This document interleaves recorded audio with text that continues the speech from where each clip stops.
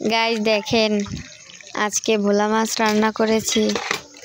এই যে প্রথমে আমি কলপাড়ে চলে আসলাম, মাছগুলো ভালোভাবে ধুয়ে নিব।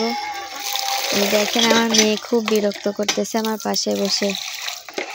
এই যে আমি কলপাড় থেকে পানি চেপে চেপে, তাই আমার মাছটা ধোয়া লাগতেছে। এই যে এবার আমি আলু কেটে রাখছি, সে আলুগুলো ভালোভাবে ধুয়ে নিব। এখন ব্লেন্ডারের ভিতর পেঁয়াজ, জিরে, রসুন এগুলো দিয়ে খুব সুন্দরভাবে ব্লেন্ড করে নিব। এবার গ্যাসের চুলার উপরে তাওয়া বসিয়ে দিলাম। তাওয়াটা গরম হলে এর ভিতরে তেল দিয়ে মাছটা খুব ভালোভাবে ভেজে নিব। দেখেন আগুন উঠে আসতেছে, আমার অনেক হিট দেওয়া হয়ে গেছে। এতটুকু একটা তাওয়ার উপরে এতগুলো মাছ কি ধরে? আমি অর্ধেকটা প্রথমে দিয়ে নিলাম।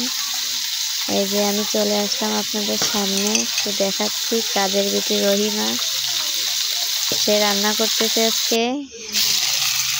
এবার কড়াইটা গরম হলে এর ভিতরে পেঁয়াজ কুচি দিয়ে দিলাম। পেঁয়াজটা একটু ব্রেস্তার মতো হয়ে গেলে এর ভিতরে ব্লেন্ড করা মশলাগুলো দিয়ে দিলাম। এবার হলুদ দিয়ে দিলাম, স্বাদ মতো নুন এবং ঝালের গুঁড়াটা দিয়ে এটাকে খুব সুন্দরভাবে কষিয়ে নিব।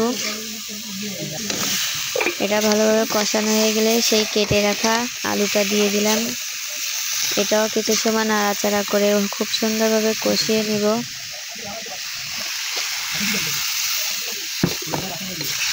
সামান্য পরিমাণে পানি দিয়ে দিলাম যেন কড়াইতে লেগে না যায়। আমাদের এই কড়াইটা হচ্ছে চুলায় রান্না কড়াই, বুঝছেন, এই জন্য